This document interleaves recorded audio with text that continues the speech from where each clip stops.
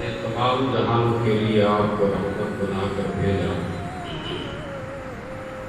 رحمت عالم صلی اللہ علیہ وسلم ہونے کے ناطے سے حضور کی رحمت کی دو شانیں ہیں، دو تقسیمیں ہیں۔ ایک ہے رحمت عامہ اور دوسری ہے رحمت خاصہ۔ رحمت عامہ عمومی چیز، عمومی رحمت، ہر چیز کو جو میسر آئے وہ ہے رحمت عامہ۔ مثلاً مسلمان اور کافر یہ سب رحمت عامہ سے فیض پاتے ہیں، مگر خصوصی رحمت صرف اہل ایمان کے لیے ہے۔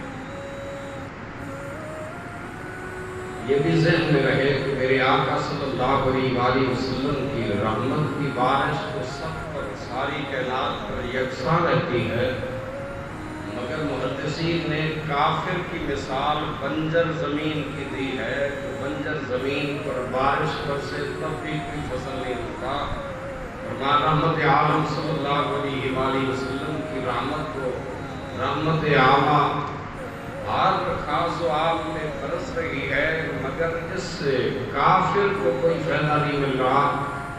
بنجر زمین کی طرح ہے، کھیتی اگ نہیں پاتی۔ مومن کی زمین ہے بالکل نرم ہموار، ادھر سے نور نبوت کی کرن پڑتی ہے، اللہ اس مومن کو توفیق عطا فرماتا ہے، یہ نماز بھی پڑھتا ہے، زکوٰۃ بھی دیتا ہے، صدقات بھی کرتا ہے، حج بھی کرتا ہے، قربانیاں بھی کرتا ہے۔ فرمایا یہ سب کچھ یہ رحمت خاصہ کا حصہ ہے کہ رحمت خاصہ اللہ کریم نے اہل ایمان کو عطا فرمایا۔ مسلمانوں میں سے اہل ایمان اللہ رب ذوالجلال کے سچے حبیب میرے مکی مدنی آقا صلی اللہ علیہ وسلم نے فرمایا یہ ایام جو اللہ کریم نے ہمیں عطا فرمائے کہ آج کل ہم گزار رہے ہیں، ان کو حدیث میں کہا گیا ایام تشریق، یعنی ایام پاشین را یا قاف، ایام تشریق۔ 9ویں ذی الحج سے 13ویں کی عصر تک جو تکبیریں اس امت پر لازم قرار دی گئیں، ایک بار تکبیر کہنا واجب ہے، 3 بار مسنون و مستحب ہے۔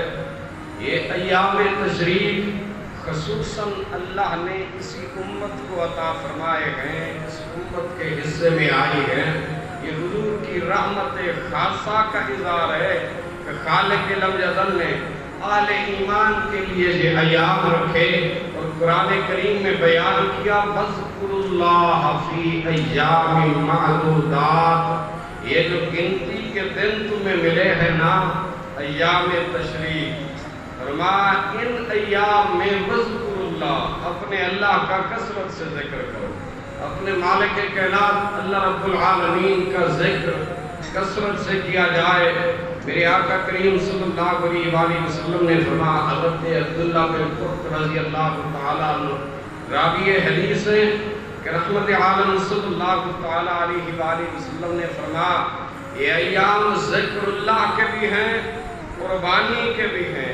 ایام تشریق 5 دن میں سے 3 دن قربانی کے، یعنی 9ویں سے 13ویں کی عصر سمیت یہ ایام ہیں ایام تشریق، مگر ان میں سے 3 دن قربانی کے، 10ویں، 11 اور 12، یہ قربانی کے ایام میں سب سے افضل یوم النحر یعنی عید کا جو پہلا دن ہے، نبی علیہ السلام نے فرمایا قربانی سے افضل ترین دن ہے۔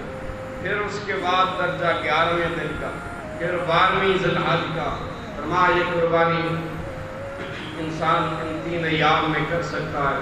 حدیث کے الفاظ میں میرے آقا کریم صلی اللہ علیہ وسلم ان ایام میں کثرت دعا بھی فرمایا کرتے، نبی علیہ السلام حکم دیا کرتے کہ انبیاء علیہ السلام کی سنت ہے وہ کثرت دعا کے ذریعے اپنے اللہ سے مدد چاہتے ہیں۔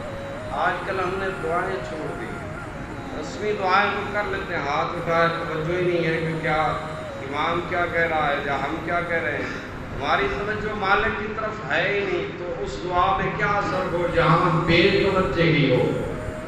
سادہ سی مثال ہے، میں آپ سے کلام کروں، توجہ میری کسی اور طرف ہو، تو یا آپ کی توجہ کسی اور طرف ہو، بات میں آپ سے کر رہا ہوں، تو آپ کے پلے کچھ پڑے گا؟ ہرگز نہیں پڑ سکتا جب بے توجہی ہوگی۔ نبی علیہ السلام نے فرمایا بے توجہی ہی کی وجہ سے بندے کی دعائیں مردود ہوتی ہیں، نامقبول ہوتی ہیں، کیونکہ اس کی توجہ ذات رب کی طرف ہوتا ہی نہیں ہے۔ اور رسماً تو دعا کے الفاظ دہرانا ہوتا ہے رٹے رٹائے، مگر دل کی گہرائی سے اپنے والد سے نہیں طلب کر رہا ہوتا، ان الفاظ میں تڑپ نہیں ہوتی، اسی لیے پھر اثر بھی مرتب نہیں ہوتا۔ نبی علیہ السلام نے ان ایام میں بالخصوص ان ایام کو دعا کے لیے خاص کر رکھا تھا، جیسے ذکر اللہ کے لیے خاص کیا ویسے ہی دعا کے لیے خاص کیا۔ حدیث کے الفاظ ہیں، رحمت عالم صلی اللہ تعالیٰ علیہ وآلہ وسلم دعائیں کس انداز میں مانگتے تھے؟ کریم کائنات صلی اللہ تعالیٰ علیہ وآلہ وسلم دعائیں فرماتے، ترغیب دیتے اور حکم دیتے، اللہ دعائیں قبول فرماتا ہے۔ وَإِذَا سَأَلَكَ عِبَادِي أَنِّي فَإِنِّي قَرِيبٌ، آپ کے سوالی عبادی میرے بندوں میں سے، انی میرے بارے میں آ کر پوچھے نا، فَإِنِّي قریب، بتائیے فَإِنِّي قریب، میں بہت قریب۔ وَإِذَا سَأَلَكَ، آپ کے سوالی یعنی آپ سے پوچھنے والے، سوال کرنے والے میرے بارے میں جب میرا تعارف کرائیں، محبوب کو مایوس نہیں کرنا، ان کو کہنا ہے مجیب دعوت الداعی اذا دعانی، میں قبول کر لیتا ہوں دعوت الداعی، دعا کرنے والے کی دعا کو، اذا دعانی، جب وہ مجھ سے مانگتا ہے، اذا دعانی۔ اچھا میں اور آپ کو ہیرا پھیری کر سکتے ہیں، اللہ رب العالمین کے فرمان صداقت میں، اس کی حقانیت میں تو کسی قسم کی شک نہیں ہو سکتی نا۔ پاک پروردگار نے جو کہا وہی برحق ہے، وہی حق ہے، وہی سچ ہے، اسی لیے فرمایا مجھ سے مانگو میں تمہاری دعائیں قبول کروں گا۔ حضرت اکرم رضی اللہ تعالیٰ عنہ فرماتے ہیں ایام تشریف میں نبی علیہ السلام کو میں کثرت سے اصحاب رسول کو یہ شوق دلاتے ہوئے تو آیا کہا فرما رہے تھے ربنا آتنا فی الدنیا حسنۃ وفی الآخرۃ حسنۃ وقنا عذاب النار۔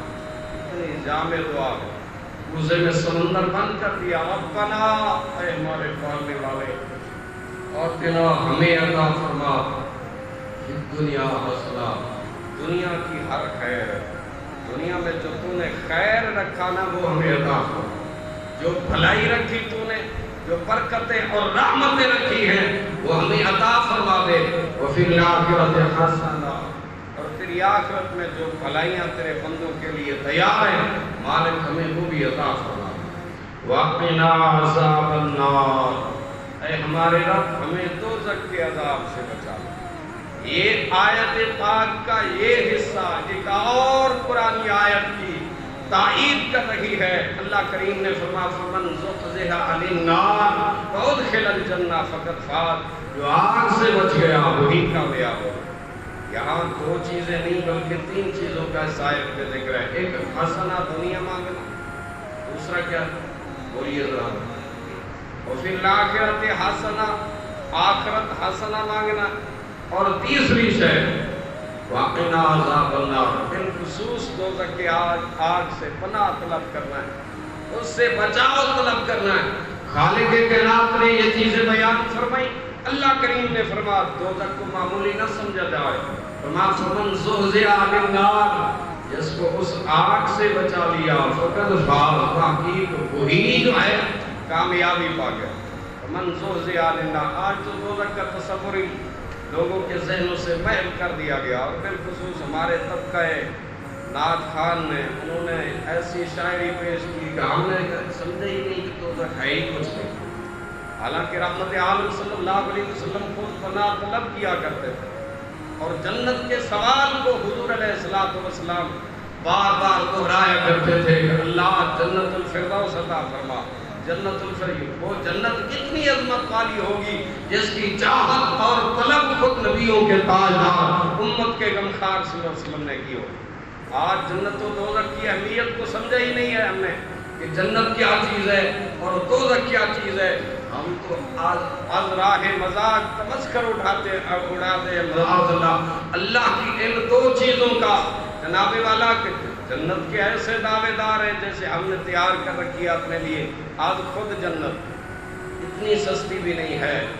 اگر اتنی سستی ہوتی تو آل نبوت کو کربلا کے میدان میں گردنیں کٹوانے کی ضرورت نہ پڑتی. اگر اللہ کی جنت اس قدر فری میں ملنے والی ہوتی تو حضرت زکریا علیہ السلام آرے کی دھار تلے شہید نہ کر دیے جاتے, چیرے نہ جاتے. اگر اللہ کی جنت اتنی مفت میں تقسیم ہونے والی تھی تو پھر خالق کائنات 1,24,000 کم و بیش انبیاء کو لوگوں کی ہدایت کے لیے نہ بھیجتا. خالق کائنات کی جنت اتنی عظمت والی ہے کہ رحمت کونین صلی اللہ علیہ وسلم اپنی شب بیداریوں میں, تہجد گزاریوں میں اللہ سے جنت مانگا کرتے تھے اور دوزخ کے عذاب سے پناہ طلب کیا کرتے تھے. بار بار قرآن مجید میں اللہ کریم نے دوزخ کے عذاب کا جہاں ذکر کیا فرما وہاں یوں کہو وقنا عذاب اللہ, اللہ ہمیں اس آگ کے عذاب سے بچا لے. آگ کا عذاب نبی کائنات صلی اللہ علیہ وسلم نے فرمایا سمجھنا چاہو تو دوزخ کے عذاب کو فرما دنیا کے عذاب سے موازنہ کر لو. دنیا کی آگ پر ہاتھ رکھ سکتے ہیں. ایک بزرگ تھے اللہ والے, اللہ کے کاملین کا ہمیشہ یہی عمل رہا اور ان کا دستور رہا کہ رب العالمین کے نیک صالح بندے دنیا کو سمجھانے کے لیے کچھ نہ کچھ کر کے دنیا کے سامنے ایک تصور پیش کرتے. لیکن آپ کے فقیر اللہ والے شمع جل رہی ہے, چراغ روشن ہے, موم بتی کہہ لیں وہ جل رہی ہے, یوں ہاتھ رکھا اس کی حرارت کا, جب ناقابل برداشت ہوا پیچھے پھر اپنے نفس سے کہا اس کو برداشت کر نہیں سکتا, اس کو کیسے برداشت کریں. یہ دنیا کی آگ ہے, اس کی ذرا سی تپش اور حرارت اس سے برداشت نہیں ہوتی. اس آگ جو جہنم کی اللہ کریم نے جس کو 3,000 سال نبی کائنات صلی اللہ علیہ وسلم نے فرمایا دہکایا گیا, 1000 سال تک جہنم کی آگ کو دہکایا گیا. نبی علیہ السلام نے فرمایا 1000 سال تک وہ سرخ رہا, 1000 سال تک وہ سفید رہا, اب 1000 سال تک مزید جلایا گیا تو سیاہ ہو گیا. رحمت کونین صلی اللہ علیہ وسلم نے فرمایا وہ ایسی عذاب مگر ہے کوئی عدت للکافرین, کافروں کے لیے اللہ نے تیار کیا ہے, مگر جو رب العالمین کی نافرمانی مسلمانوں میں سے بھی کرے. حضرت جبریل امین نے جب جہنم کا ذکر کیا 6 طبقات ذکر کرنے کے بعد جبریل رک گئے. عرض کرتے ہیں آقا پہلے طبقے میں فلاں, دوسرے میں فلاں, تیسرے میں فلاں, چوتھے میں فلاں فلاں, حتیٰ کہ 7ویں 6 بیان کرنے کے بعد 7ویں کی باری تھی. 7ویں پہ آ کر جبریل خاموش ہو گئے. میرے آقا صلی اللہ علیہ وسلم کی رحمت والی آنکھوں سے لڑیاں جاری ہو گئی آنسوں. ماں جبریل آگے بیان کرو. جبریل عرض کرتے ہیں آقا ہمت نہیں پڑ رہی, آگے آپ کی امت کا ذکر, آگے آپ کی امت کا ذکر ہے. آپ کی امت کے نافرمانوں کو اللہ کریم دوزخ کے اس طبقے میں ڈالے گا. میرے نبی علیہ السلام پر اتنے اس دوزخ کی کیفیت طاری رہی. صحابہ فرماتے 3 دن تک نبیوں کے پالدار صلی اللہ علیہ وسلم کو کہتے ہوئے تھے ہم نے نہ دیکھا. حضور کے دل پر اس غم کا اتنا اثر ہوا کہ رحمت عالم صلی اللہ علیہ وسلم کے دعا کے لیے سجدے میں تھے اور دعا کر رہے تھے اللہم اغفر لامتی, اللہم اغفر لامتی. یہ ایام تشریق, یہ دن ہیں اللہ رب العالمین کی بڑائی بیان کر رہے ہیں. اور نبی علیہ السلام سے حدیث کے الفاظ ہے وہ سید خدری فرماتے ہیں نبی علیہ السلام نے فرمایا یہ ایام ہے کھانے اور پینے کے, روزہ ممنوع ہے ان ایام میں, روزہ نہیں رکھ سکتے, روزہ نہیں رکھ سکتے, کھائیں پیئیں. اللہ کی طرف سے یہ امت کو انعام کے طور پر ایام اس امت کو عطا ہوئے, مگر رحمت عالم صلی اللہ علیہ وسلم نے فرمایا ہاتھ میں رہتے ہو. حدیث کے الفاظ کا اگلا جملہ یہ ہے ہاتھ میں رہتے ہو. اب ہاتھ کی تشریح 2 طرح سے کی ہے محدثین. ایک تو یہ ہے کہ کھاؤ اتنا جتنا قابل برداشت, یہ نہ ہو کہ اتنی بے اعتدالی کر لو کہ اگلے دن جناب پھر ایمرجنسی وارڈ میں ملاقات. اتنا بھی نہ کھاؤ, اتنا کھاؤ جتنا معدہ برداشت کر سکے. اتنا کھاؤ، کلو واشربو ولا تسرفو۔ اللہ کریم نے بھی قرآن مجید میں بیان فرمایا کہ کھاؤ اور پیو، لا تسرفو، حد سے نہ بڑھو۔ قرآن میں انہو لا یحب المسرفین، بے شک حد سے بڑھنے والوں کو اللہ پسند نہیں کرتا، اتنا ہی کھاؤ۔ پھر حدیث میں مفتی احمد یار خان نعیمی رحمۃ اللہ علیہ حدیث مبارک کی شرح کرتے لکھتے ہیں، فرما یہ 4 دن بالخصوص مہمانی کے دن، یعنی 10ویں، 11ویں، 12ویں، 13ویں، رب تعالیٰ نے روزہ رکھنا منع کیا۔ اللہ کریم نے فرمایا کھاؤ پیو، یہ ایام ہیں کھانے پینے کے، مگر اعتدال کے ساتھ۔ ایسا جامع کلام بیان کیا۔ اعتدال سے ایک مراد تو یہ ہے، حضور نے فرمایا اتنا کھاؤ تو تمہاری کمر سیدھی رہے۔ حضور نے فرمایا کھانے کے 3 حصے کر لو پیٹ میں، پیٹ کے فرمایا سانس کے لیے بھی کچھ چھوڑ دو، کچھ کھانے اور پینے کے لیے۔ فرمایا یہ تقسیم کو مد نظر رکھنا، اور اعتدال کے ساتھ کھاؤ گے تو کبھی بھی کسی مرض کا شکار نہ ہو جاؤ۔ مثنوی میں مولانا روم فرماتے ہیں مدینہ طیبہ میں ایک یونانی حکیم آ کے آباد ہوا۔ یونانی حکیم حضور کے زمانہ مقدس میں، مگر اسے 6 ماہ تک کوئی مریض ہی نہ ملا۔ 6 مہینے حضور کی بارگاہ میں آ کر واپسی کا ارادہ کیا۔ آقا اجازت دیجیے، آپ کے شہر میں تو کوئی بیماری نہیں ہو۔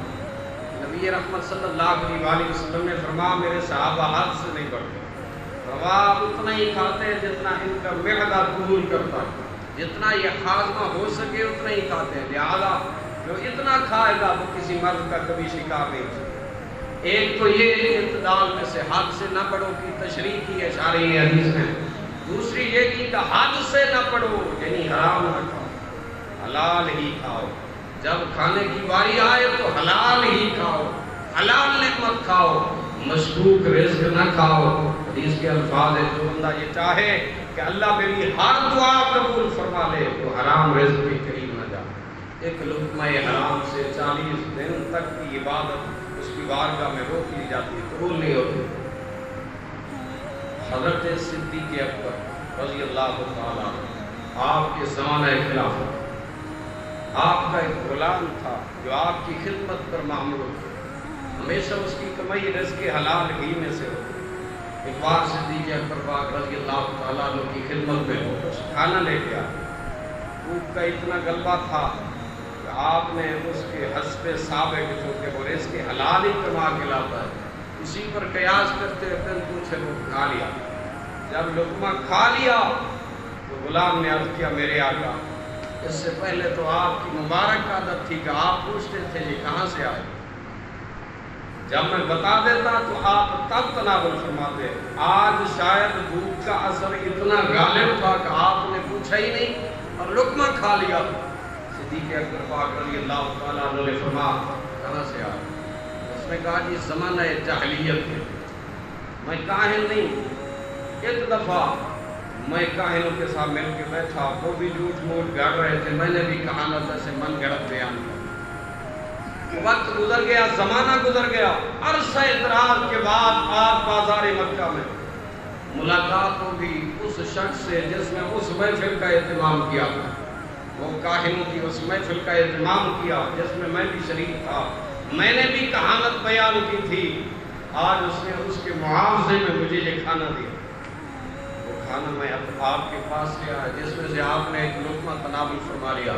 حضرت صدیق اکبر رضی اللہ تعالیٰ عنہ نے اسی وقت تکلف کے ساتھ قے کرنے کی کوشش کی، مگر قے ہو نہیں رہی تھی۔ آپ نے اس قدر زیادہ پانی پیا کہ آپ کو قے آنا شروع ہو، حتیٰ کہ جب تک وہ لقمہ پیٹ سے نکلا نہیں صدیق اکبر کو چین نہیں آیا۔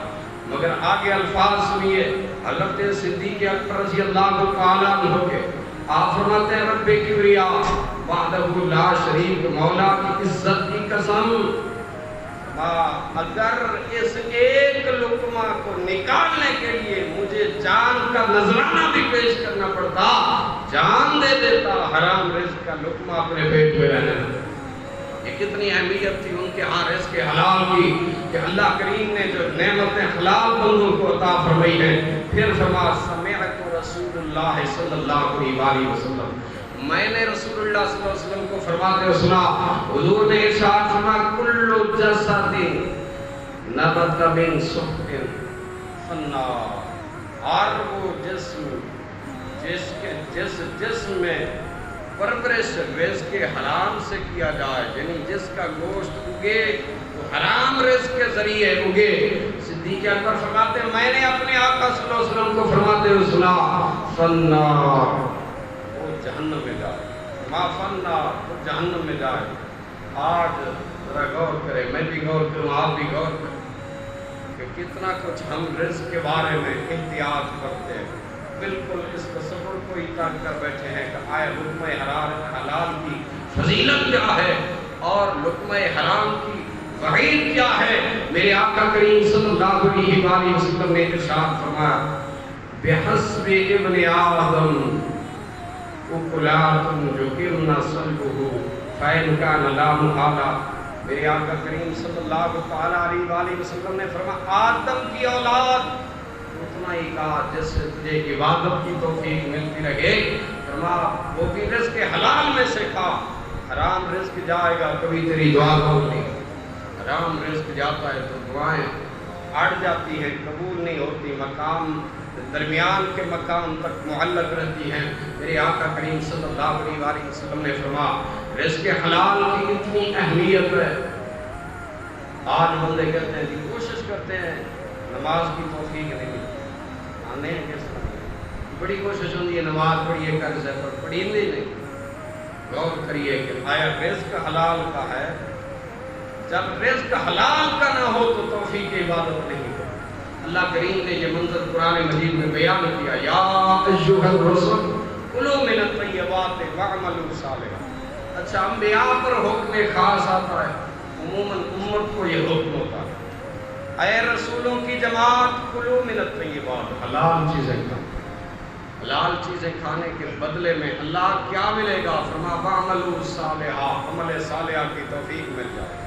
انسان رزق حلال کھائے گا، نیک اعمال کی توفیق ہوگی۔ ایک اللہ والے کو میں نے دیکھا، ان کی خدمت میں ایک شخص آیا اور اس نے کہا جی 3 دن ہو گئے عبادت میں لطف بھی نہیں رہا، جو منزل جو بر و اوزار میں پڑھا کرتا تھا وہ قوت سلب ہو گئی، پتہ نہیں کیا ہوا، سمجھ نہیں آ پا رہی کہ کیا ہوا، یہ توفیق کی چھین لی گئی۔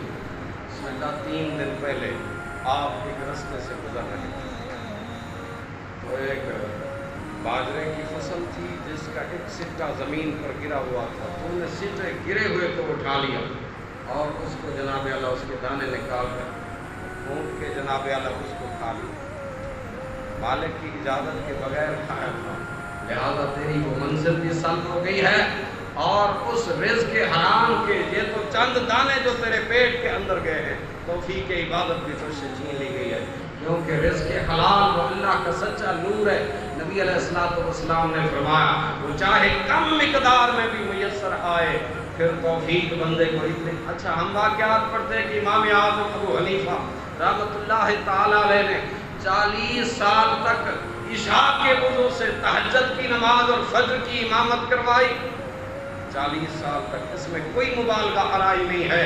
سیدنا شیخ عبد القادر جیلانی رحمۃ اللہ تعالی علیہ آپ نے 40 سال تک تہجد عشاء کے وضو سے ادا فرمائی ہے، کوئی مبالغہ آرائی نہیں ہے، کیونکہ رزق حلال تھا، حلال میں وہ نور اللہ کریم پیدا فرما دیتا ہے جو راتوں کو بندے کی نیند دور کر کے اللہ کی عبادت توفیق اور اس کی محبت کا وہ چاشنی اللہ کریم اس کی عبادت میں ایمان کی وہ حلاوت پیدا کر دیتا ہے، تھکاوٹ ہی محسوس نہیں ہوتی وہ ساری رات۔ بلکہ سیدنا امام الچشت اہل بہشت سید معین الدین چشتی اجمیری رحمۃ اللہ علیہ 2 ختمے قرآن پاک آپ دن بھر میں کیا کرتے ہیں۔ وہ گل کریے تو یہ مذاق جی گل ہے تو گپ جی ہے جناب والا کہ 2 ختم کوئی معمولی گل ہے، لیکن وہ کر سکتے تھے چونکہ عبادت کا نور ہی ان کے اندر، حلال کا نور ہی اس قدر تھا کہ ان کی زبانیں اللہ کے ذکر سے اس قدر تر رہتی تھیں، ادھر سے تلاوت شروع فرماتے تھے، اللہ ایک محدود وقت کے اندر ان کے اس اتنے کثیر عمل کو کرنے کی انہیں توفیق عطا فرما دے۔ برادران اسلام، یہ ایام تشریق جو گزار رہے ہیں 9ویں سے لے کر 13 تک یہ ایام تشریق ہے، نبی کریم صلی اللہ علیہ وسلم نے فرمایا بالخصوص ان ایام میں اللہ کی بڑائی بیان کرو، ذکر۔ اچھا کیا پڑھتے ہیں ہم ہر نماز کے بعد آج کل؟ اللہ اکبر اللہ اکبر لا الہ الا اللہ اللہ اکبر وللہ الحمد۔ یہ گنے چنے الفاظ بظاہر سادہ سے، لیکن صحابی رسول کیا کہتے ہیں؟ اللہ اکبر۔ آپ نے فرمایا قال رسول اللہ صلی اللہ علیہ وسلم سبحان اللہ نصف المیزان، پھر فرمایا الحمدللہ ملأ المیزان واللہ اکبر ملأ ما بین السماء والارض۔ صحابی کہتے ہیں میں نے مدنی تاجدار صلی اللہ علیہ وسلم کو فرماتے سنا سبحان اللہ نصف میزان کو بھر دیتا ہے، یعنی جو ترازو قیامت میں لگے گا اتنا جملہ جو ہے سبحان اللہ یہ نصف میزان کو بھر دے گا۔ پھر فرمایا الحمدللہ ملأ المیزان، جو اللہ کی تعریف کا یہ جملہ ہے الحمدللہ الحمدللہ ملأ المیزان، سارا میزان عمل سے بھر جاتا ہے۔